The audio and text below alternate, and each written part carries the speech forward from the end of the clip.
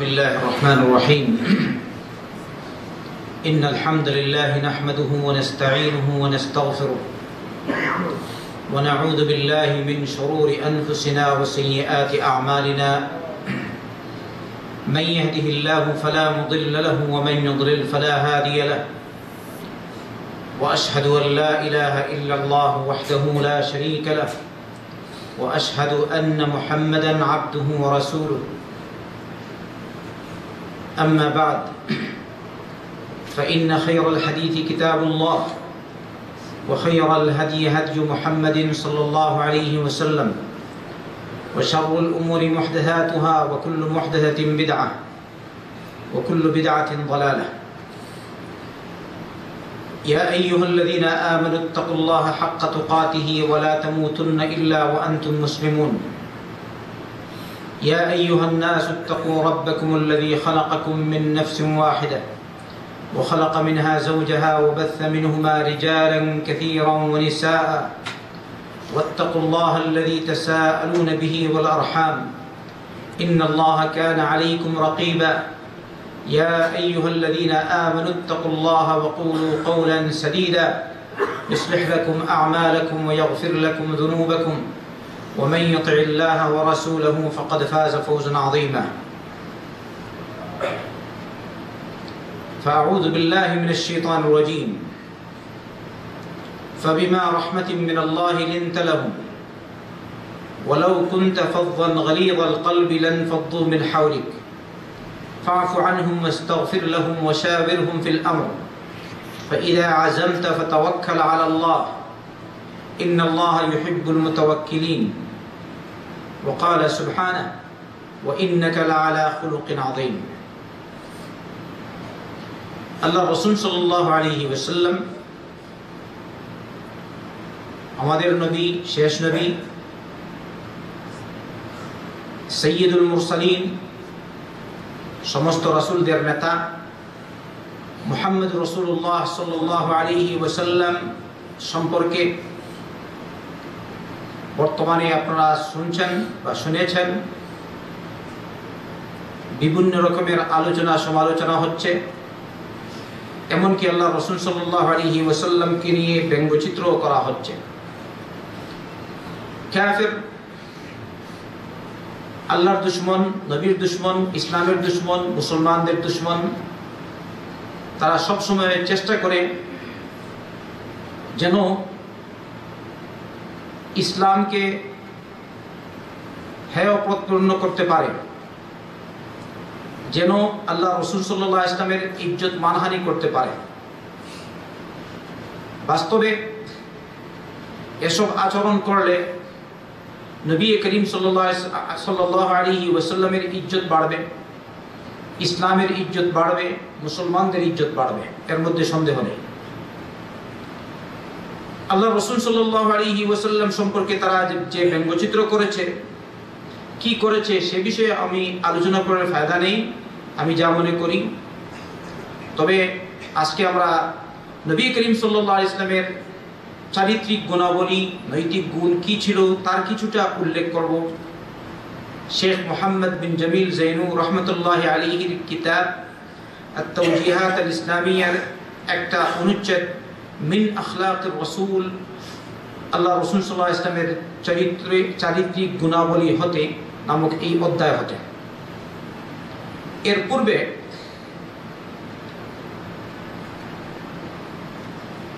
একটি সুপ্রসিদ্ধ বই, English, a brief illustrated guide to understanding Islam নামক বই, যার অনুবাদ করা হয়েছে ইসলাম এই নামে, ইসলাম বোঝার জন্য সংক্ষিপ্ত ও সচিত্র পথ নির্দেশিকা। আশা করি যদি আল্লাহ তৌফিক দেয় পরবর্তীতে তা ছাপানো হবে। আমাদের নবী মুহাম্মদ সাল্লাল্লাহু আলাইহি ওয়াসাল্লাম সম্পর্কে কোরআনে কারীমের বিভিন্ন জায়গায় পূর্ববর্তী আম্বিয়া কেরাম আলাইহিমুস সালাম যে ভবিষ্যৎবাণী দিয়েছেন তা তো উল্লেখ আছেই। আজকে আমি সেদিকে যাব না। ওই যে বইটির নাম উল্লেখ করলাম, a brief illustrated guide to understanding Islam, তার হতে অনুদিত বাংলা ভাষায় একটি অধ্যায়, তা থেকে কিছুটা আলোচনা এখানে পেশ করছি। বলছেন, বাইবেলে ইসলামের নবী মুহাম্মদ রাসূলুল্লাহ সাল্লাল্লাহু আলাইহি ওয়াসাল্লামের আগমন বার্তা। মুহাম্মদ রাসূলুল্লাহ সাল্লাল্লাহু আলাইহি ওয়াসাল্লামের আগমনের উপর বাইবেলের ভবিষ্যৎবাণী ইসলামের সত্যতার উপর একটা সত্য প্রমাণ তাদের জন্য যারা বাইবেলের উপর বিশ্বাস করেন। কিন্তু বর্তমান যে বাইবেল, এটা হচ্ছে বিকৃত, অর্থাৎ তারা বলে এটা হবে কিতাবে মুকদ্দাস, কিন্তু আসল কিতাবে মুকদ্দাস না, ওরা বিভিন্ন সময়ে ওরা বিকৃত করে। এতৎসত্ত্বেও আল্লাহ রাসূল সাল্লাল্লাহু আলাইহি ওয়াসাল্লামের ভবিষ্যৎবাণী তাদের এই বাইবেলে এখনো পর্যন্ত রয়ে গেছে। ডিউটারোনমি 18-তে উল্লেখ আছে, মুসা আলাইহিস সালাম বলেছেন, রব তাকে বলেছেন, অর্থাৎ আল্লাহ সুবহানাহু ওয়া তাআলা তাকে বলেছেন, কাকে? মুসা আলাইহিস সালামকে, আমি তাদের ভাইদের মধ্য হতে তাদের কাছে তোমার মতো একজন নবী পাঠাবো। আমি আমার কথা তার মুখে রাখবো, ফলে সে তাদেরকে তাই বলে দিবে আমি যা কিছু তাকে উপদেশ দিব। এবারে যে ব্যক্তি আমার কথা শ্রবণ করবে না, যে কথা সে আমার নামে বলবে, আমি তার হিসাব নিব।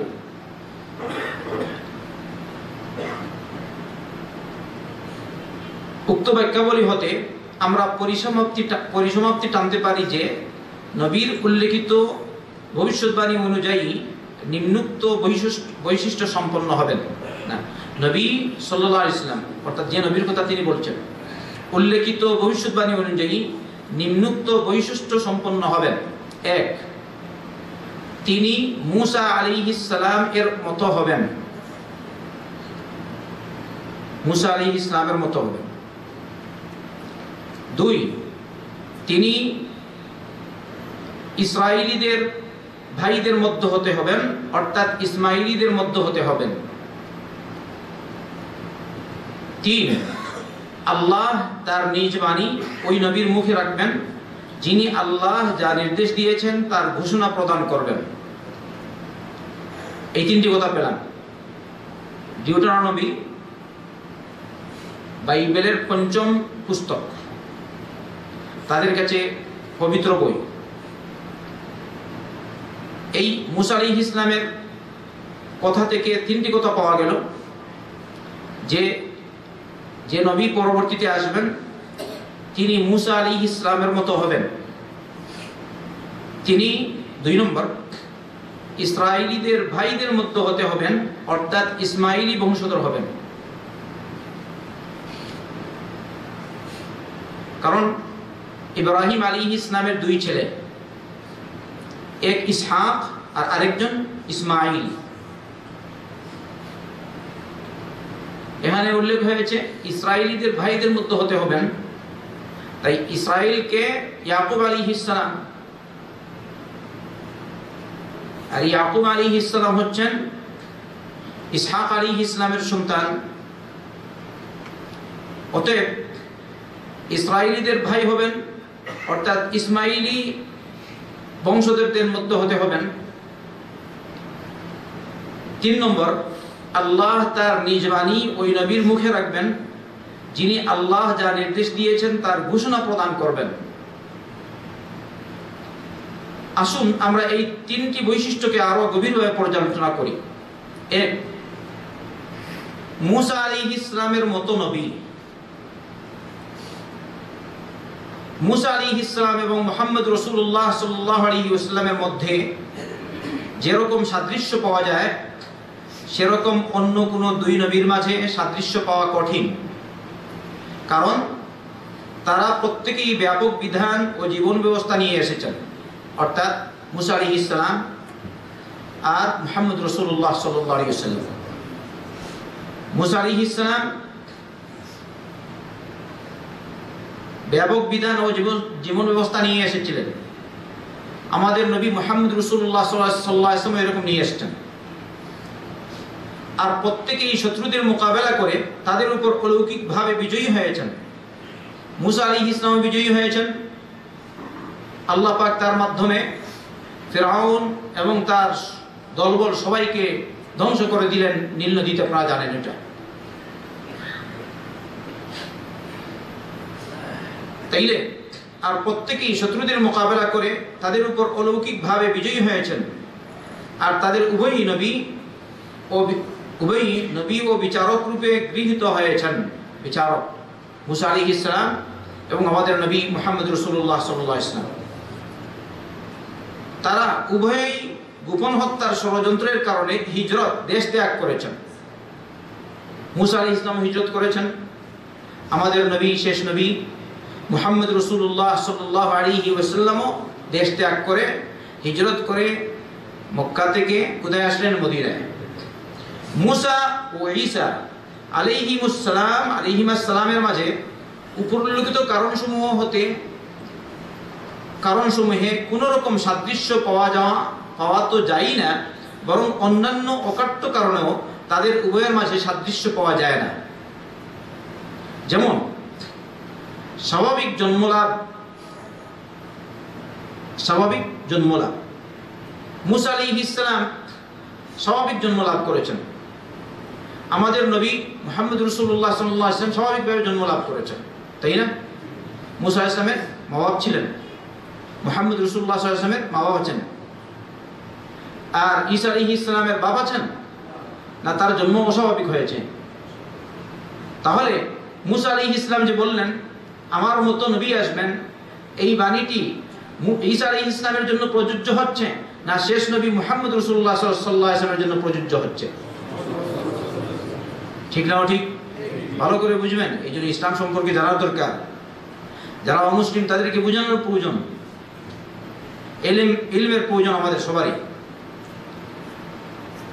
পারিবারিক যেমন জীবন এবং মুসা ও মুহাম্মদ রাসূলুল্লাহ সাল্লাল্লাহু আলাইহি ওয়াসাল্লামের স্বাভাবিক মৃত্যু হওয়া। পারিবারিক জীবন, উভয়ই বিয়ে শাদী করেছেন, বাচ্চা কাচ্চা ছিল, স্ত্রী ছিল। কার? মুসা আলাইহিস সালাম আর মুহাম্মদ রাসূলুল্লাহ সাল্লাল্লাহু আলাইহি ওয়াসাল্লাম। ঈসা আলাইহিস সালামের ক্ষেত্রে এরকম স্পষ্ট কিছু নেই। এমনি ভাবে মুসা আলাইহিস সালামের স্বাভাবিক মৃত্যু হয়েছে, আমাদের নবী মুহাম্মদ রাসূলুল্লাহ সাল্লাল্লাহু আলাইহি ওয়াসাল্লামের স্বাভাবিক মৃত্যু হয়েছে, কিন্তু ঈসা আলাইহিস সালামের মৃত্যু হয়নি। তাকে রব্বুল আলামিন আকাশে তুলে নিয়েছেন। সুবহানাল্লাহ। অতএব এইসব কারণে স্পষ্ট কয়েকটি কারণ আমরা দেখছি।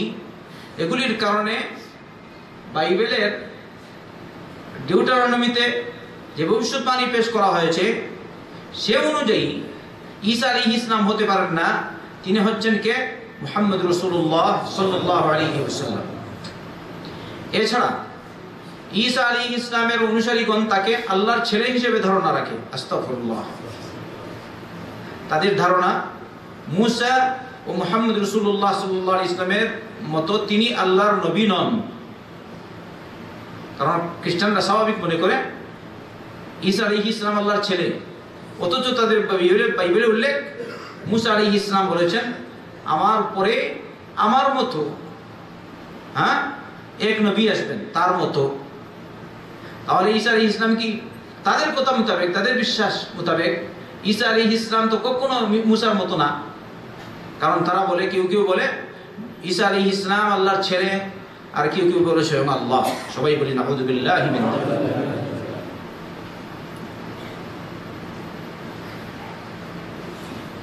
উপরোল্লিখিত আলোচনার ভিত্তিতে প্রমাণিত হচ্ছে যে বাইবেলে উল্লেখিত নবীর আগমন বার্তা মুহাম্মদ সাল্লাল্লাহু আলাইহি ওয়াসাল্লামের ক্ষেত্রেই প্রযোজ্য, ঈসা আলাইহিস সালামের ক্ষেত্রে নয়।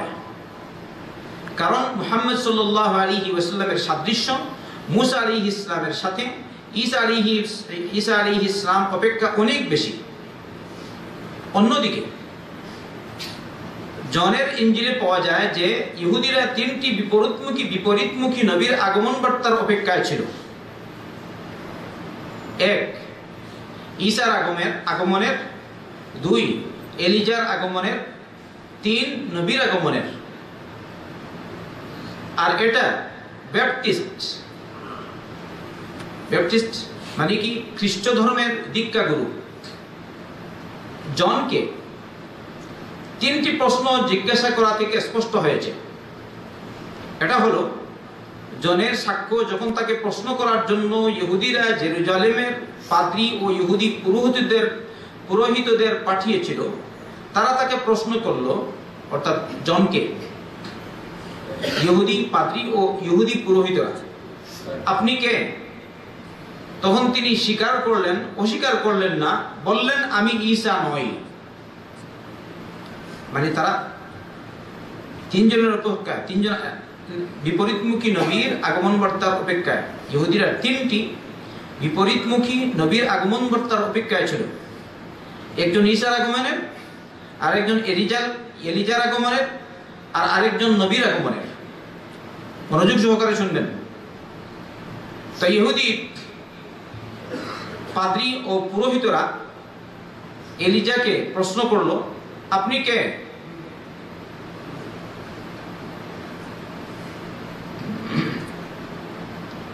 তখন তিনি অস্বীকার করলেন না, বললেন আমি ঈসা নই। তারা হয়তো মনে করেছিল ইনি হয়তো ঈসা। তিনি বললেন না, আমি ঈসা নই।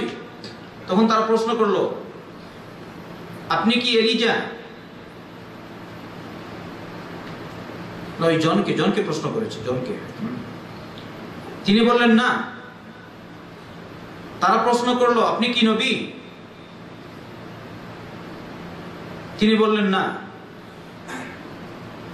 যখন আমরা টিকা সম্বলিত বাইবেলে লক্ষ্য করি, তখন আমরা টিকায় দেখতে পাই নবী শব্দাবলী উল্লেখ হয়েছে জন 1:21-এ। উক্ত শব্দাবলী উল্লেখ হয়েছে ডিউটারোনমি 18, 15 এবং 18-তে। এর পরিসমাপ্তি হলো যে ডিউটারোনমি 18-তে উল্লেখিত নবী বলে ঈসা মসীহ উদ্দেশ্য নয়। আর ডিউটারোনমি কাকে বলে? বাইবেলের ওল্ড টেস্টামেন্টের 5ম পুস্তক। 2, আগে যে আলোচনা হয়েছে যে মুসা আলাইহিস সালাম বলেছেন, আমার পরে নবী আসবেন যিনি হবেন আমাদের মতো, আমার মতো। আর আরেকটা হলো, তিনি ইসরায়েলীদের ভাইদের মধ্যে হতে হবেন। তার অর্থ কি? ইব্রাহিমের 2 ছেলে ছিলেন, ইসমাইল ও ইসহাক। জেনেসিস 21 বলছেন, জেনেসিস হচ্ছে বাইবেলের ওল্ড টেস্টামেন্টের 1ম পুস্তক। ইসমাইল হলেন আরব জাতির দাদা, আর ইসহাক হলেন ইহুদি জাতির দাদা। নবীর আগমন বার্তায় যে নবীর কথা উল্লেখ হয়েছে, তিনি ইহুদিদের নিজেদের মধ্য হতে আসবেন না, বরং তাদের ভাইদের মধ্য হতে, অর্থাৎ ইসমাইলীদের মধ্য হতে আসবেন। আর মুহাম্মদ সাল্লাল্লাহু আলাইহি ওয়াসাল্লাম হচ্ছেন ইসমাইলের সন্তানদের মধ্য হতে। অতএব তিনি হচ্ছেন এই নবী। এমনি ভাবে ঈসায়া 42:1-13 বর্ণনা দিচ্ছে, আল্লাহর এক বান্দা যাকে তিনি নির্বাচিত করেছেন এবং রাসূলের যিনি নিয়ে আসবেন একটা বিধান, যিনি অস্পষ্টভাষী হবেন না এবং কান্ত হবেন না, যতক্ষণ না সত্য বিধান ভূপৃষ্ঠে প্রতিষ্ঠিত না করবেন, আর দ্বীপগুলি তার বিধানের আশায় অপেক্ষমান থাকবে। ঈসায়া 42, 4 নম্বর পৃষ্ঠা। 11 নম্বর ভার্সন অপেক্ষিত রাসূল কিদারের বংশধর হিসেবে সংশ্লিষ্ট। আর কিদার জেনেসিস 25:13 এর ভাষ্য অনুযায়ী ইসমাইল, যিনি মুহাম্মদ সাল্লাল্লাহু আলাইহি ওয়াসাল্লামের পূর্বপুরুষ ছিলেন, তার 2য় ছেলে। অর্থাৎ কিদার, যিনি ইসমাইল আলাইহিস সালামের 2য় ছেলে। আল্লাহ তার বাণী ওই নবীর মুখে রাখবেন। ওটা হচ্ছে ওই মুসা আলাইহিস সালামের কথা আগে যে বলা হয়েছে। অর্থাৎ মুসা আলাইহিস সালাম বলেছেন, রব তাকে বলেছেন, আগে এরকম বলা হয়েছে, অর্থাৎ আল্লাহ তাকে বলেছেন। এবারে দেখি, আল্লাহ তার বাণী ওই নবীর মুখে রাখবেন, এর অর্থ কি? আল্লাহ বাস্তবেই তার বাণী কোরআন কারীম মুহাম্মদ রাসূলুল্লাহ সাল্লাল্লাহু আলাইহি ওয়াসাল্লামের মুখে রেখেছেন। আল্লাহ পাক জিবরাইল আলাইহিস সালামকে তার বাণী শেখাবার জন্য মুহাম্মদ সাল্লাল্লাহু আলাইহি ওয়াসাল্লামের কাছে পাঠিয়েছেন। তারপর মুহাম্মদ সাল্লাল্লাহু আলাইহি ওয়াসাল্লাম আল্লাহর বাণী যেভাবে তিনি জিবরাইল আলাইহিস সালাম থেকে শুনেছেন সেভাবে লোকজনকে জানাবেন ও তাদেরকে লিখিয়ে দেবেন। অতএব কোরআনের বাণী মুহাম্মদ সাল্লাল্লাহু আলাইহি ওয়াসাল্লামের কথা নয়, আর এগুলি তার নিজ চিন্তা ভাবনা থেকেও আসেনি, বরং জিবরাইল ফেরেশতার মাধ্যমে এগুলি তার মুখে রাখা হয়েছে। অধিকন্তু মুহাম্মদ সাল্লাল্লাহু আলাইহি ওয়াসাল্লামের জীবনে এবং তার তত্ত্বাবধানে সাহাবাগণ, নবীর সাথীগণ এই বাণী মুখস্থ করেছেন ও লিপিবদ্ধ করেছেন। লক্ষণীয়, ডিউটেরোনমি 18-তে যে উল্লেখ আছে, মূসা আলাইহিস সালাম বলেছেন, আল্লাহ আমাকে বলেছেন তারা ভালো করেছে যা তারা বলছে, আমি তাদের ভাইদের মধ্য হতে তাদের কাছে তোমার মতো একজন নবী পাঠাবো। আমি আমার কথা তার মুখে রাখবো, ফলে সে তাদেরকে তাই বলে দিবে আমি যা কিছু তাকে উপদেশ দিব। এবারে যে মানুষ আমার কথা শ্রবণ করবে না, যে কথা সে আমার নামে বলবে, আমি তার হিসাব নেব। এর অর্থ হলো বাইবেলে যারা বিশ্বাস করেন তাদেরকে এই নবী যা বলেন তাতে বিশ্বাস করতে হবে, আর এই নবী হলেন মুহাম্মদ রাসূলুল্লাহ সাল্লাল্লাহু আলাইহি ওয়াসাল্লাম। কিন্তু এত স্পষ্ট বিবরণ থাকা সত্ত্বেও এইসব দুশমন সম্প্রদায়, যারা একগুঁয়ে সম্প্রদায়, মুহাম্মদ রাসূলুল্লাহ সাল্লাল্লাহু আলাইহি ওয়াসাল্লামের উপর ঈমান আনছে না, বরং নবী করিম সাল্লাল্লাহু আলাইহি ওয়াসাল্লামের সমালোচনা করছে, নবী করিম সাল্লাল্লাহু আলাইহি ওয়াসাল্লামের বিরুদ্ধে কুৎসারটনা করছে। আমরা দোয়া করি আল্লাহ এদেরকে হেদায়েত দিন, হেদায়েতের জন্য দোয়া করা যায়। আর এদের মধ্যে যারা জালেম, এইসব জালেমদেরকে আল্লাহ পাক পাকড়াও করুন। আমার নবী, শেষ নবী মুহাম্মদ রাসূলুল্লাহ সাল্লাল্লাহু আলাইহি ওয়াসাল্লামের চরিত্র নিয়ে তারা কথা বলছে। আমরা দেখি কোরআনে কারীমে এবং নবীর সুন্নায় নবী করিম সাল্লাল্লাহু আলাইহি ওয়াসাল্লামের চারিত্রিক গুণ কি। প্রথম নম্বর, সূরা আলে ইমরানের 159 নম্বর আয়াত আপনাদের সামনে পেশ করা হয়েছে। আল্লাহ বলছেন, فَبِمَا رَحْمَةٍ مِّنَ اللَّهِ لِنتَ لَهُمْ وَلَوْ كُنتَ فَظًّا غَلِيظَ الْقَلْبِ لَانفَضُّوا مِنْ حَوْلِكَ فَاعْفُ عَنْهُمْ وَاسْتَغْفِرْ لَهُمْ وَشَاوِرْهُمْ فِي الْأَمْرِ فَإِذَا عَزَمْتَ فَتَوَكَّلْ عَلَى اللَّهِ إِنَّ اللَّهَ يُحِبُّ الْمُتَوَكِّلِينَ। আল্লাহর রহমতের মাধ্যমেই আপনি তাদের জন্য নরম পরবশ হয়েছেন। আল্লাহ পাক নবী করিম সাল্লাল্লাহু আলাইহি ওয়াসাল্লামের উপর রহম করেছেন। এজন্য নবীর চারিত্রিক গুণ হচ্ছে নরম স্বভাব। আল্লাহু আকবার। তার কিছু নিদর্শন পরে আসছে। আল্লাহ বলছেন, ওয়ালাউ কুনতা ফাযযান গালিযাল কলব, যদি আপনি কর্কশভাষী হতেন, আপনার মন কঠোর হতো, তাহলে এইসব সাহাবা যারা আপনার উপর ঈমান এনে আপনার পাশে এসে জমে আছে, ওরা আপনার থেকে পৃথক হয়ে যেত। যদি আপনি কঠোরভাষী হতেন, কঠোর হৃদয় সম্পন্ন হতেন। অতএব ফাআফু আনহুম, আপনি তাদেরকে মাফ করুন, ওয়াস্তাগফির লাহুম, আর তাদের জন্য ক্ষমা প্রার্থনা করুন রব্বুল আলামিনের দরবারে। তাই নবী হচ্ছেন রহমা। সর্বক্ষেত্রে আল্লাহ রাসূল সাল্লাল্লাহু আলাইহি ওয়াসাল্লাম রহমা। এজন্য সূরা হজে আল্লাহ রাব্বুল আলামিন বলেছেন, ওমা আরসালনাকা ইল্লা রাহমাতাল লিল আলামিন, হে নবী মুহাম্মদ সাল্লাল্লাহু আলাইহি ওয়াসাল্লাম, আমি আপনাকে সমস্ত সৃষ্টির জন্য রহমত হিসেবে পাঠিয়েছি। তাই আখিরি নবী, শেষ নবী, শেষ রাসূল মুহাম্মদ রাসূলুল্লাহ সাল্লাল্লাহু আলাইহি ওয়াসাল্লাম জিন ইনস কেন বরং সমস্ত সৃষ্টির জন্য তিনি রহমত। অতএব এত বড় সত্তার ব্যাপারে যারা কথা বলে ওরা কত বড় হতভাগা, আল্লাহই বেশি জানেন। তাই পৃথিবীতে যারাই আছেন, নবী করিম সাল্লাল্লাহু আলাইহি ওয়াসাল্লামের চারিত্রিক গুণকে সামনে রেখে যেন কথা না বলে। নবী করিম সাল্লাল্লাহু আলাইহি ওয়াসাল্লাম এসব সমালোচনার ঊর্ধ্বে। নবী আম্বিয়া কেরাম আলাইহিমুস সালামের সমালোচনা কেউ করতে পারে না, কারণ আম্বিয়া কেরাম আলাইহিমুস সালামকে রব্বুল আলামিন নিজে স্বয়ং তাদেরকে নির্বাচিত করেছেন। এজন্য রব বলেছেন, লা ইয়ানালু আহদিয যালিমিন, আমার অঙ্গীকার, আমার পক্ষ থেকে যে নবুয়ত, এই নবুয়ত জালিমরা পায় না। তাই মুহাম্মদ সাল্লাল্লাহু আলাইহি ওয়াসাল্লাম তথা সমস্ত আম্বিয়া কেরাম আলাইহিমুস সালাম ওরা কখনো কবিরা গুনাহ করেন না। কি করে না ওরা? কবিরা গুনাহ করেনি। শিরক বিদআত থেকে ওরা মুক্ত, ওরা অশ্লীল কাজ কর্ম থেকে মুক্ত। অশ্লীল শ্লীলতা হানি হয় এরকম কোনো কাজ তারা করেননি, মুহাম্মদ রাসূলুল্লাহ সাল্লাল্লাহু আলাইহি ওয়াসাল্লাম থেকে কখনো হয়নি। কিন্তু ব্যঙ্গচিত্র করে লাভ হবে কি? বাস্তবতা আরেকটা। তার যেসব জীবন চরিত্র রয়েছে আল্লাহ রাসূল সাল্লাল্লাহু আলাইহি ওয়াসাল্লামের, ওগুলোকে সামনে রেখে আপনারা ওগুলো অধ্যয়ন করুন, পাঠ করুন, রিসার্চ করুন, দেখুন আল্লাহ রাসূল সাল্লাল্লাহু আলাইহি ওয়াসাল্লাম আমাদের মতো সাধারণ মানুষ ছিলেন না, বরং তিনি সবার উপরে, তিনি মানুষ ছিলেন কিন্তু সবার উপরে তার মর্যাদা ছিল। মুহাম্মদ রাসূলুল্লাহ সাল্লাল্লাহু আলাইহি ওয়াসাল্লাম।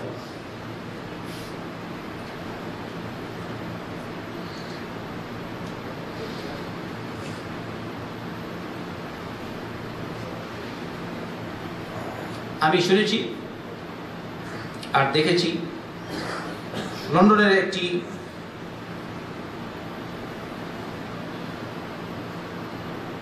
সেন্টার, দ্বীনি প্রতিষ্ঠান, এই ব্যঙ্গচিত্র বের হওয়ার পরে চলচ্চিত্র তারা 1,10,000 কোরআনের কপি বন্টন করেছেন লন্ডনের মাটিতে। কারণ ওরা জানে না কোরআনে কি আছে, তাই কোরআন তুলে ধরো। খুব সুন্দর জবাব দিয়েছে তারা, ভালো কাজ করেছে, বেস্ট আনসার, সুন্দর উত্তর এদের জন্য। তাই মানুষের কাছে কোরআন তুলে ধরুন, নবী করিম সাল্লাল্লাহু আলাইহি ওয়াসাল্লামের সঠিক চরিত্র, আল্লাহ রাসূল সাল্লাল্লাহু আলাইহি ওয়াসাল্লামের চারিত্রিক গুণাবলী মানুষের কাছে তুলে ধরুন।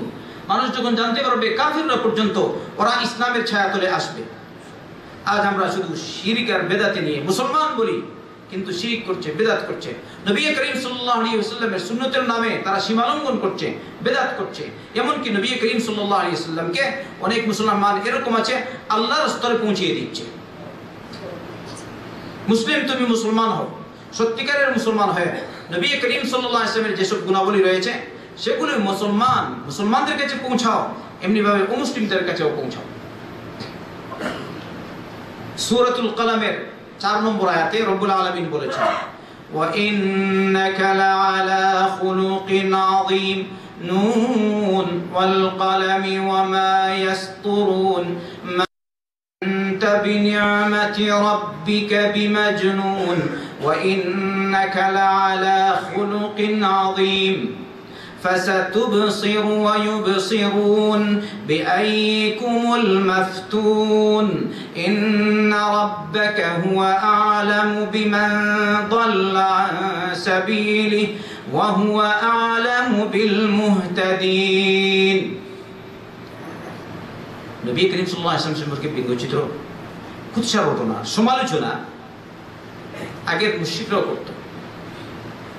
মুশরিকরা যখন দেখলো চতুর্দিকে লোকজন মুসলমান হতে চলেছে, এখন আর কি করবে, আর কিছু পায়নি, এখন বলছে আল্লাহ রাসূল সাল্লাল্লাহু আলাইহি ওয়াসাল্লাম হচ্ছেন পাগল। সারা বিশ্বে আজ পশ্চিমা রাষ্ট্রগুলিতে ইসলামের সুন্দর আচরণ, নৈতিকতা দেখে মানুষেরা বুঝতে পারছে সঠিক ধর্ম হচ্ছে ইসলাম। তাই আজ পশ্চিমা রাষ্ট্রগুলিতে লোকজন দলে দলে ইসলামের ছায়াতলে আসছে, বলি আলহামদুলিল্লাহ। এরকম দেখে এইসব হিংসুকেরা তখন আর দেখছে আর কিছু হচ্ছে না, তাই ওরা কামড়াচ্ছে। এইসব কামড়ে কোনো ফায়দা হবে না। যত তোমরা এরকম করবে ততই মুসলমানরা ইসলামের ছায়াতলে আরো মজবুত হবে। এমনি ভাবে বিদর্মীরা পর্যন্ত ইসলামের ছায়াতলে নবী করিম সাল্লাল্লাহু আলাইহি ওয়াসাল্লাম যে দিন নিয়ে এসেছেন সে দিনের ছায়াতলে আসছে এবং আসবে ইনশাআল্লাহ।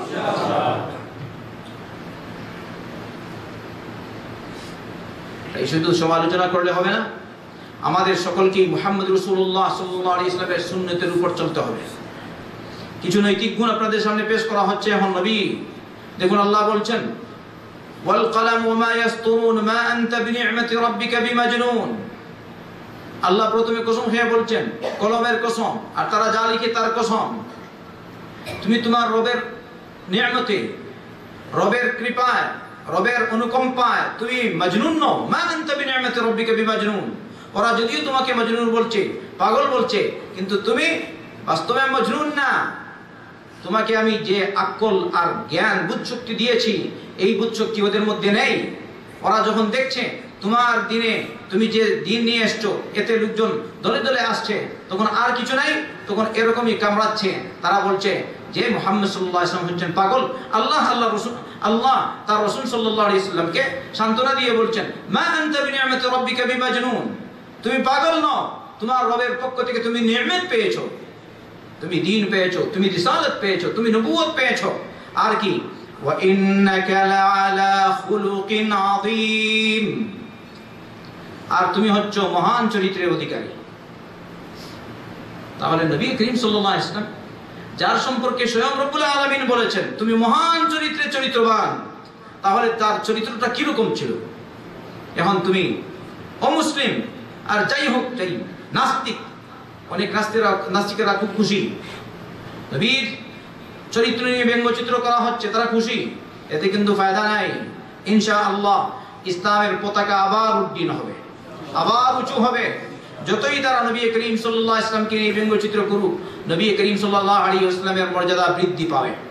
আল্লাহ নিজে বলেছেন, আলাম নাশরাহ লাকা সাদরাক ওয়া ওয়াদানা আনকা উযরাক আল্লাযী আনকাযা যাহরাক ওয়া রাফা'না লাকা যিকরাক ফাইন্না মা'আল উসরি ইউসরান ইন্না মা'আল উসরি ইউসরা ফাইযা ফারাগতা ফানসাব ওয়া ইলা রাব্বিকা ফারগাব ওয়া রাফা'না লাকা যিকরাক, আমি তোমার ইজ্জত বাড়িয়ে দিয়েছি, তোমার আলোচনা আমি সবার উপরে করে দিয়েছি।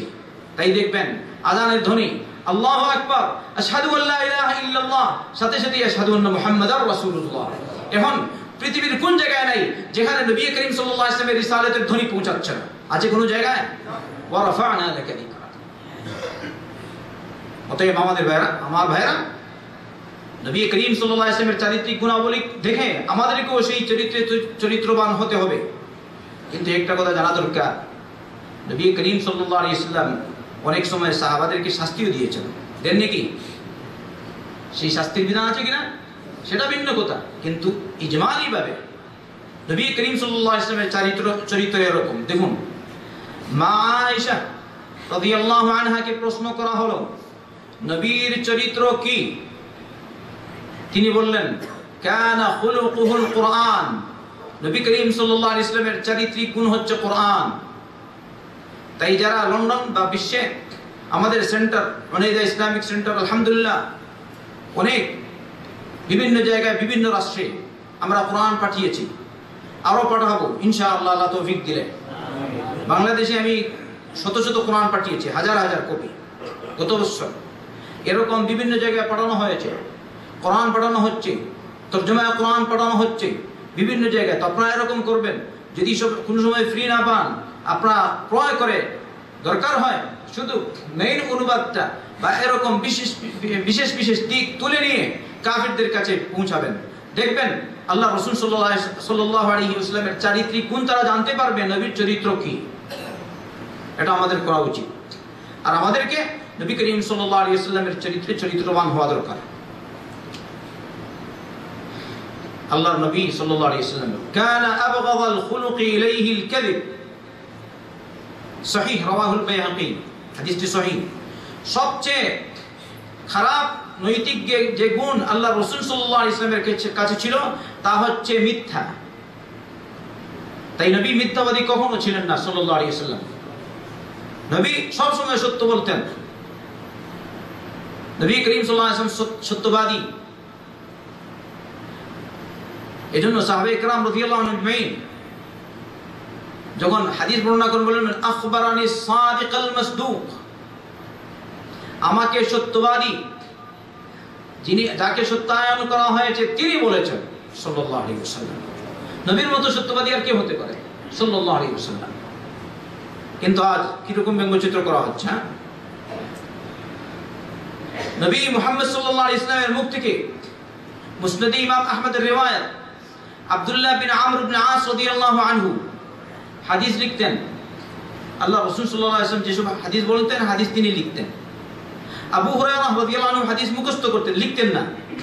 আর আব্দুল্লাহ বিন আমর ইবনে আস রাদিয়াল্লাহু আনহুমা তিনি হাদিস লিখতেন।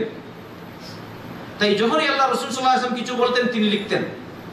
একবার রেগে গিয়ে রাগান্বিত অবস্থায় আল্লাহ রাসূল সাল্লাল্লাহু আলাইহি ওয়াসাল্লাম হাদিস বলছিলেন, বক্তব্য রাখছিলেন, ওই সাহাবী লিখছেন। তখন কুরাইশ বংশের কিছু সংখ্যক মানুষ তাকে বললেন, আল্লাহ রাসূল সাল্লাল্লাহু আলাইহি ওয়াসাল্লাম বর্তমানে রাগান্বিত অবস্থায় আছেন, এই অবস্থায় তুমি তার বক্তব্য লিখবে না। তিনি বললাম খালাস, আমি থেমে গেলাম। তারপরে তিনি আল্লাহ রসুল সাল্লাল্লাহু আলাইহি ওয়াসাল্লামকে প্রশ্ন করলেন, হে আল্লাহ রসুল, আপনি যখন ভালো অবস্থায় থাকেন তখন তো আমি লিখি, যখন আপনি রাগা অবস্থায় থাকেন, রাগান্বিত অবস্থায় থাকেন, তখনই কি আপনি আপনার হাদিস, আপনার কথাগুলি লিখবো? তখন আল্লাহ রসুল সাল্লাল্লাহু আলাইহি ওয়াসাল্লাম তাকে বললেন, হে আব্দুল্লাহ, আমি যাই বলি তাই লিখো, কারণ এই মুখ দিয়ে কখনো মিথ্যা কথা বের হয় না। তাই তিনি হচ্ছেন মুহাম্মদ রাসূলুল্লাহ সাল্লাল্লাহু আলাইহি ওয়াসাল্লাম, নবীর নৈতিক গুণ। দেখো, বুখারী এবং মুসলিমে আছে,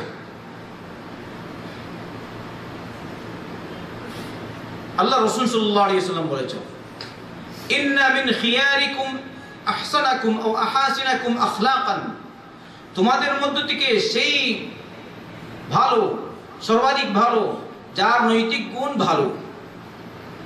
যার নৈতিক গুণ যত ভালো হবে সে ততই ভালো হবে। কে বলেছেন? মুহাম্মদ রাসূলুল্লাহ সাল্লাল্লাহু আলাইহি ওয়াসাল্লাম। আল্লাহ রাসূল সাল্লাল্লাহু আলাইহি ওয়াসাল্লাম, বুখারীতে এসেছে, লাম ইয়াকুন রাসূলুল্লাহ সাল্লাল্লাহু আলাইহি ওয়াসাল্লাম ফাহিশান ওয়ালা লাআনান ওয়ালা সাব্বাবান। আল্লাহ রাসূল সাল্লাল্লাহু আলাইহি ওয়াসাল্লাম অশ্লীল ভাষী ছিলেন না, অশ্লীল কাজ করতেন না, ওয়ালা লাআনান গালমন্দ করতেন না, ভর্ৎসনা করতেন না, সাব্বাব লোকজনকে গালিগালাজ করতেন না। এটা ছিল নবী করিম সাল্লাল্লাহু আলাইহি ওয়াসাল্লামের নৈতিক গুণ। খারাপ কথা আল্লাহ রাসূল সাল্লাল্লাহু আলাইহি ওয়াসাল্লাম থেকে বের হতো না। অশ্লীল কথাও বলতেন না, অশ্লীল কাজও করতেন না, অশ্লীল কাজকে তিনি পছন্দও করতেন না সাল্লাল্লাহু আলাইহি ওয়াসাল্লাম। তাই আল্লাহ রাসূল সাল্লাল্লাহু আলাইহি ওয়াসাল্লামের চেহারা, বুখারীতে অন্য রিওয়ায়াতে এসেছে, কানা রাসূলুল্লাহ সাল্লাল্লাহু আলাইহি ওয়াসাল্লাম আহসানান নাসি ওয়াজহান ওয়া আহসানাহুম খুলুকান। আল্লাহ রাসূল সাল্লাল্লাহু আলাইহি ওয়াসাল্লামের চেহারা সবচেয়ে বেশি সুন্দর ছিল, আর নৈতিক দিক দিয়েও আল্লাহ রাসূল সাল্লাল্লাহু আলাইহি ওয়াসাল্লাম সবচেয়ে ভালো ছিল। দেখুন, এক জায়গায় আল্লাহ রাসূল সাল্লাল্লাহু আলাইহি ওয়াসাল্লামকে বলা হলো, মুসলিমের রিওয়ায়াত, কিলা ইয়া রাসূলুল্লাহ উদউ আলাল মুশরিকিন, হে আল্লাহর রাসূল, আপনি মুশরিকদের উপর বদদুয়া দিন। আল্লাহ রাসূল সাল্লাল্লাহু আলাইহি ওয়াসাল্লাম বললেন, ইন্নী লাম উবআস লাআনান ওয়া ইন্নামা বুইসতু রাহমাতান। আমাকে লাআন বা ভর্ৎসনাকারী হিসেবে পাঠানো হয়নি, আমাকে রহমত হিসেবে, দয়া হিসেবে পাঠানো হয়েছে। সুবহানাল্লাহ। এই হলেন মুহাম্মদ রাসূলুল্লাহ সাল্লাল্লাহু আলাইহি ওয়াসাল্লাম। নবীর চারিত্রিক গুণ সম্পর্কে আপনি কি বলবেন? তার গোটা জীবনটাই ছিল ভালো, জন্মলগ্ন থেকে মৃত্যু পর্যন্ত সবই ভালো সাল্লাল্লাহু আলাইহি ওয়াসাল্লাম।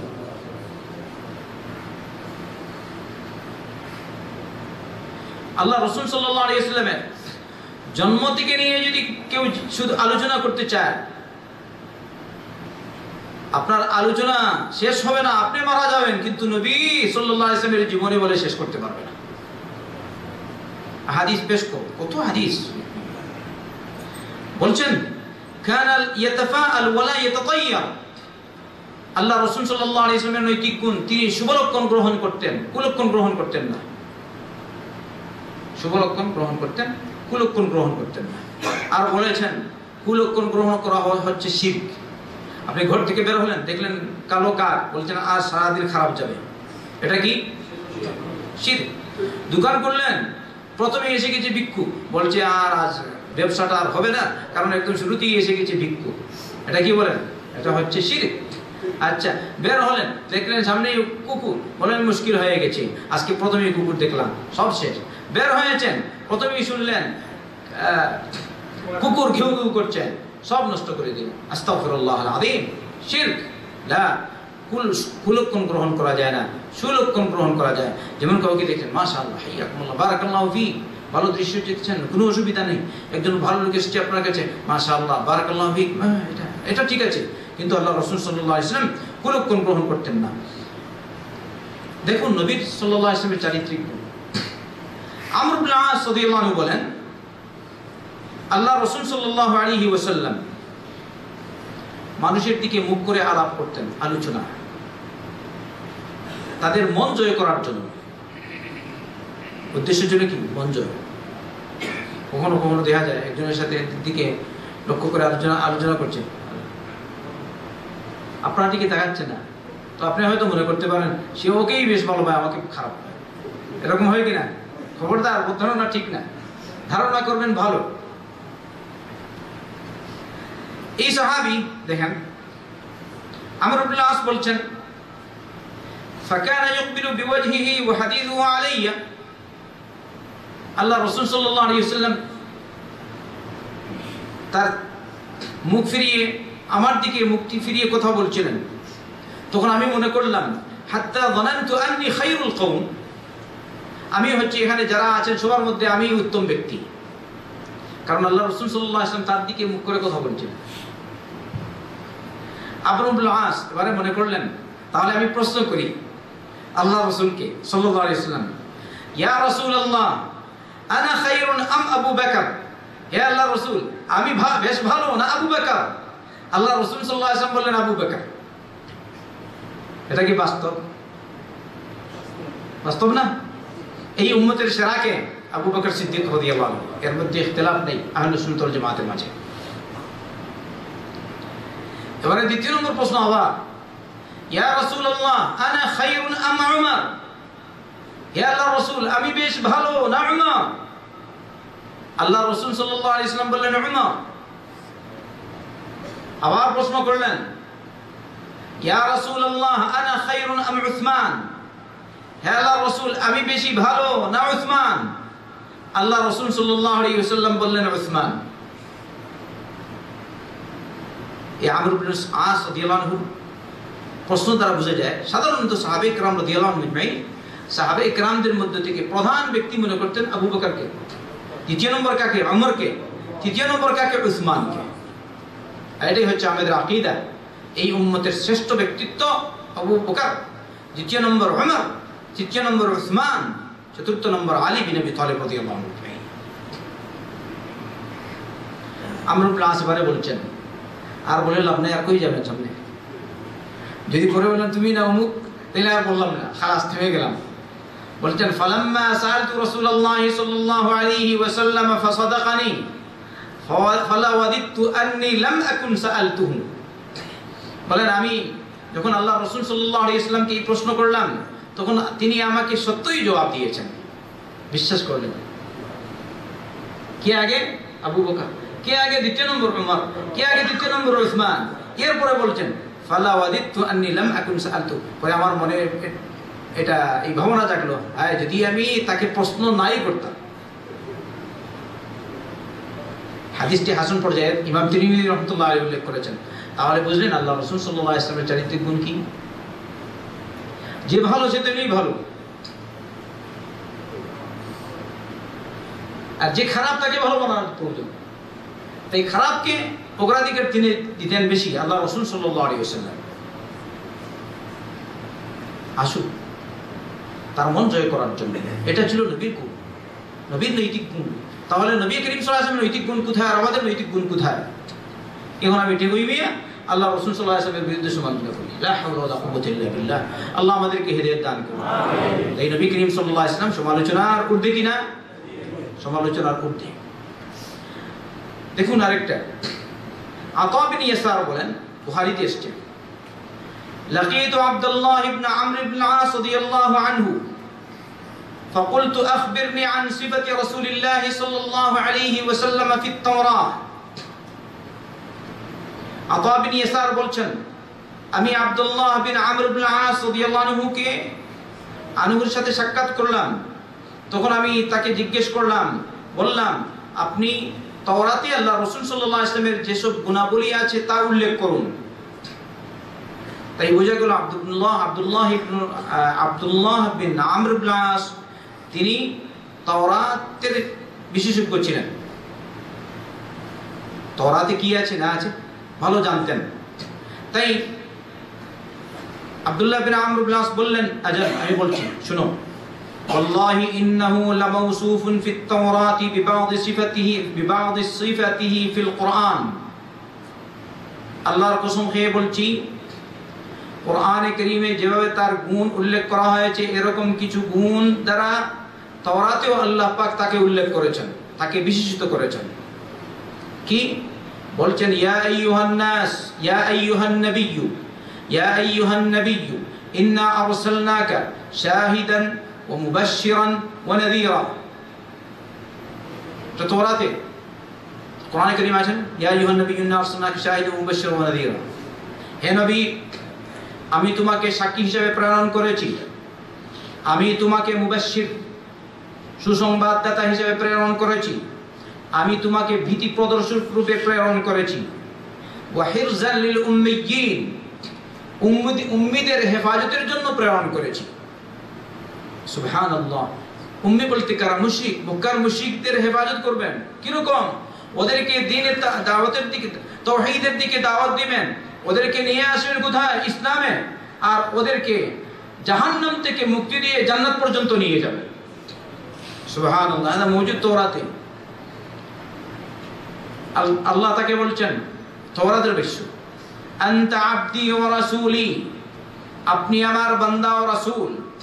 সাম্মাইতুকাল মুতাওয়াক্কিল, আমি আপনার নাম রাখলাম মুতাওয়াক্কিল, অর্থাৎ ভরসাকারী। কার উপর ভরসা করেন? আল্লাহর উপর। আমাদের ভরসা কার উপর? আর কার উপর আছে? মুসলমান কার উপর ভরসা করে? আল্লাহর জাতের উপর ভরসা। কোন পীরের উপর, কোন দাদার উপর, চাচার উপর, অমুকের উপর আর তমুকের উপর না, ভরসা একমাত্র আল্লাহর জাতের উপর। ঘর থেকে, তাই আমরা ঘর থেকে বের হই, বলি বিসমিল্লাহি তাওয়াক্কালতু আলাল্লাহ লা হাওলা ওয়ালা কুওয়াতা ইল্লা বিল্লাহ। আল্লাহর নামে বের হলাম, আল্লাহর জাতের উপর তাওয়াক্কুল করলাম, এরকম বের হই। তাই আমাদের তাওয়াক্কুল আল্লাহর জাতের উপর। আর এর আগে আপনারা প্রথম যে আলে ইমরানের যে আয়াতটি পেশ করেছিলাম, তাতে শেষের দিকে আছে আল্লাহ রাব্বুল আলামিন মুহাম্মদ রাসূলুল্লাহ সাল্লাল্লাহু আলাইহি ওয়াসাল্লামকে বলেছেন, ফাইদা আযামতা ফাতাওয়াক্কাল আলাল্লাহ, তুমি যদি কোনো কাজ করতে দৃঢ় সংকল্পবদ্ধ হও, তখন তুমি আল্লাহর উপর ভরসা করবে। আচ্ছা, এই নবীর গুণ তাওরাতে উল্লেখ হয়েছে, লাইসা বিফাদ্দিন ওয়ালা গালির, কঠোরবাসী না, কঠোর হৃদয় সম্পন্ন না, ওয়ালা সাখাবিন ফিল আসওয়াক, বাজারে গিয়ে তিনি চিল্লিয়ে চিল্লিয়ে কথা বলেন না। এটা হচ্ছে নবীর গুণ সাল্লাল্লাহু আলাইহি ওয়াসাল্লাম। তাহলে জোরে কথা বলা, এমন শব্দে কথা বলা যাতে আরেকজনের কান ফেটে যায়, এটা কি নবীর গুণ? না প্রশান্তির সাথে কথা বলবেন। এক জায়গায় গেলেন, মসজিদে যদি বিশেষ প্রয়োজন হয় আস্তে আস্তে, বাজারে আস্তে আস্তে। লা সাখাব ফিল আসওয়াক, আল্লাহ নবীর গুণ ছিল এটা, তিনি উঁচু শব্দে কথা বলতেন না বাজারে গিয়ে। আরো কি গুণ? ওয়ালা ইয়াদফাউস সাইয়্যাতা বিস-সাইয়্যাহ, অসৎ আচরণের জবাব তিনি অসৎ আচরণ দিয়ে দিতেন না। এটা হচ্ছে আল্লাহর নবীর গুণ সাল্লাল্লাহু আলাইহি ওয়াসাল্লাম। তাহলে কি করতেন? ওয়ালাকিন ইয়াফু ওয়া ইয়াসফাহ, তিনি maaf করতেন আর উপেক্ষা করতেন, চোখ বন্ধ, কোনো অসুবিধা নেই। ওয়ালাকিন ইয়াফু ওয়া ইয়াসফাহ। আরেকটা কি? ওয়ালা ইয়াকবিদাহু আল্লাহু হাত্তা ইউকিমা বিহিল মিল্লাতাল আউজা, আল্লাহ পাক তাকে উঠাবেন না, তাকে মৃত্যু দিবেন না যতক্ষণ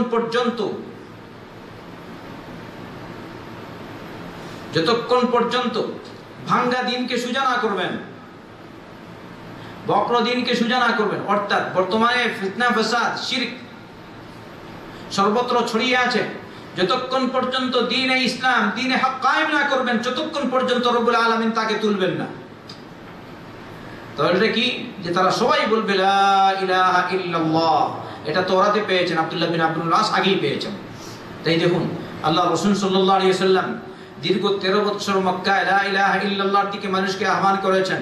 পরবর্তীতে হিজরত করে মদিনায় এসেছেন, 10 বছর ওখানে অবস্থান করলেন। 10ম হিজরিতে আল্লাহ রাসূল সাল্লাল্লাহু আলাইহি ওয়াসাল্লাম হজে গেলেন।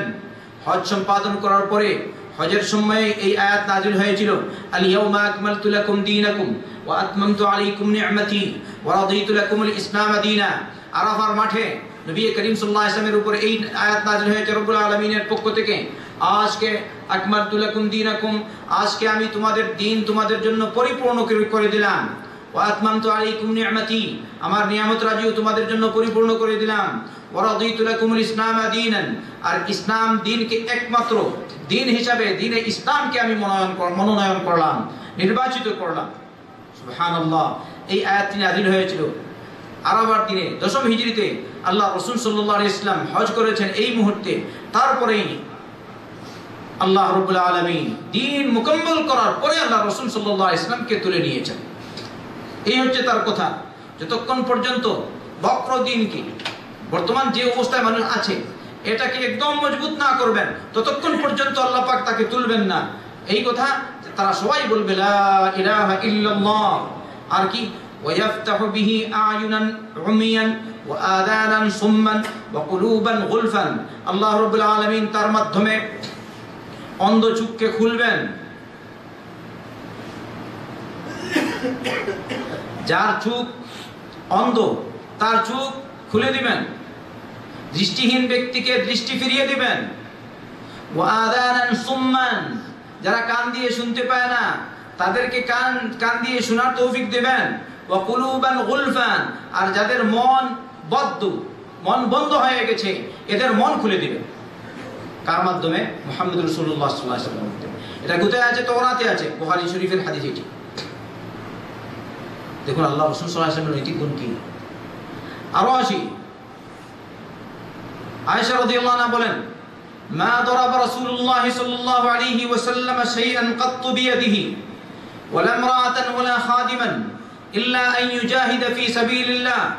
আল্লাহ রাসূল সাল্লাল্লাহু আলাইহি ওয়াসাল্লাম তার হাত মুবারক দ্বারা কখনো কোনো কিছুকে, কোনো ব্যক্তিকে, কোনো নারীকে, কোনো খাদিমকে প্রহার করেননি। আমাদের কি অবস্থা? এটি ছিল মুহাম্মদ সাল্লাল্লাহু আলাইহি ওয়াসাল্লাম। হাত তুলতেন না কারো উপর। তাই মুহাম্মদ সাল্লাল্লাহু আলাইহি ওয়াসাল্লাম সমালোচনার ঊর্ধ্বে কিনা? মা দারাবা রাসূলুল্লাহ সাল্লাল্লাহু আলাইহি ওয়াসাল্লাম শাইআন কাত্তু বিয়াদিহি ওয়ালা ইমরাআতান ওয়ালা খাদিমান। কোনো কিছুকে মারেননি আল্লাহ রাসূল সাল্লাল্লাহু আলাইহি ওয়াসাল্লাম, না তার স্ত্রীকে, না খাদিমকে, ইল্লা আন ইউজাহিদা ফি সাবিলিল্লাহ। তবে আল্লাহর পথে জিহাদের অবস্থা, ওই সময় তো মারবেনি। কারণ যে শয়তান আল্লাহর নবীর শত্রু হয়ে আসছে, সে যদি এই অবস্থায় শয়তান হিসেবে তাকে পান, ওকে আর ছাড়তে নেই। বলছেন, ওমা নীলা মিনহু শাইউন কাত ফায়ান্তাকিমু মিন সাহিবিহি। নবী করিম সাল্লাল্লাহু আলাইহি ওয়াসাল্লাম যদি ব্যক্তিগত কারণে কেউ তার উপর জুলুম করত, আল্লাহ রাসূল সাল্লাল্লাহু আলাইহি ওয়াসাল্লাম তার থেকে প্রতিশোধ নিতেন না ব্যক্তিগতভাবে। কিন্তু ইল্লা আন ইউনতাহাকা শাইউম মিন মাহারিমিল্লাহ ফায়ান্তাকিমু লিল্লাহ। তবে যদি কেউ আল্লাহর দ্বীনের ক্ষেত্রে ত্রুটি করত আর তাকে নবী করিম সাল্লাল্লাহু আলাইহি ওয়াসাল্লাম এর ইজ্জতহানি করত, নবী করিম সাল্লাল্লাহু আলাইহি ওয়াসাল্লাম এর মান ইজ্জত লুণ্ঠন করত, তখন কিন্তু তাকে আর ছাড়তেন না আল্লাহর উদ্দেশ্যে। এই রওয়ায়াতটি মুসলিমে। দেখুন, কোরআনে কারীমের পর সবচেয়ে বিশুদ্ধ কিতাব কোনটা আমাদের কাছে, মুসলমানদের কাছে? বুখারী আর মুসলিম। বুখারী এবং মুসলিম থেকে পেশ করলাম, আর প্রথমে কোরআন থেকে পেশ করা হলো। তাহলে নবী করিম সাল্লাল্লাহু আলাইহি ওয়াসাল্লামের মর্যাদা কি? সমালোচনার ভিতরে না সমালোচনার বাইরে? সমালোচনার ঊর্ধ্বে। খবরদার, যারা বুঝে না ওদেরকে আমরা বোঝাবার চেষ্টা করব, আর সবাই নবী করিম সাল্লাল্লাহু আলাইহি ওয়াসাল্লামের চরিত্রে চরিত্রবান হওয়ার চেষ্টা করব। ইনশাআল্লাহ আপনারা এই আলোচনা আরো শুনতে পাবেন ইনশাআল্লাহ। আল্লাহ আমাদেরকে তৌফিক দান করুন। আল্লাহ তুমি নবী করিম সাল্লাল্লাহু আলাইহি ওয়াসাল্লামের ইজ্জত বাড়িয়ে দাও। আল্লাহ নবী করিম সাল্লাল্লাহু আলাইহি ওয়াসাল্লামের সম্মান বাড়িয়ে দাও, দুনিয়াতে বাড়িয়ে দাও, আখিরাতে বাড়িয়ে দাও। আর আমাদেরকে সত্যিকারের অর্থ নবী করিম সাল্লাল্লাহু আলাইহি ওয়াসাল্লামের সুন্নাত অনুযায়ী চলার তৌফিক দাও। আল্লাহ আমাদেরকে মাফ করো, আমাদের মা বাবাদেরকে মাফ করো, সারা দুনিয়ার মুসলমানদেরকে মাফ করো। আল্লাহ তুমি আমাদের দুনিয়া আখিরাতের কল্যাণ দান করো, জাহান্নাম থেকে নাজাত দাও, কবরের আযাব থেকে নাজাত দাও। আল্লাহ তুমি আমাদেরকে দুনিয়া আখিরাতের কল্যাণ দাও। আল্লাহ আমাদেরকে বেশি বেশি করে হালাল কামাই করার তৌফিক দাও। আমাদেরকে ইলমে নাফিও দান করো, ইলম প্রচার করার তৌফিক দান করো, তোমার দ্বীনি দাওয়াত প্রচার করার তৌফিক দান করো। আল্লাহ তোমার জন্য নিবেদিত প্রাণ হিসেবে দ্বীনি দাওয়াত সর্বত্র প্রচার করার তৌফিক দাও। আল্লাহ তুমি আমাদের বাক শক্তি বাড়িয়ে দাও, জীবনী শক্তি বাড়িয়ে দাও, অর্থ শক্তি বাড়িয়ে দাও, আর্থিক শক্তি বাড়িয়ে দাও, আর আমাদেরকে তোমার দ্বীনের খিদমত করার তৌফিক দাও। রব্বানা তাকাব্বাল মিন্না ইন্নাকা আনতাস সামিউল আলিম ওয়া তুব আলাইনা ইন্নাকা আনতাত তাওয়াবুর রহিম। আল্লাহুম্মা সাল্লি ওয়া সাল্লিম ওয়া বারিক আলা নাবিয়্যিনা মুহাম্মদ ওয়া আলা আলিহি ওয়া সাহবিহি আজমাইন।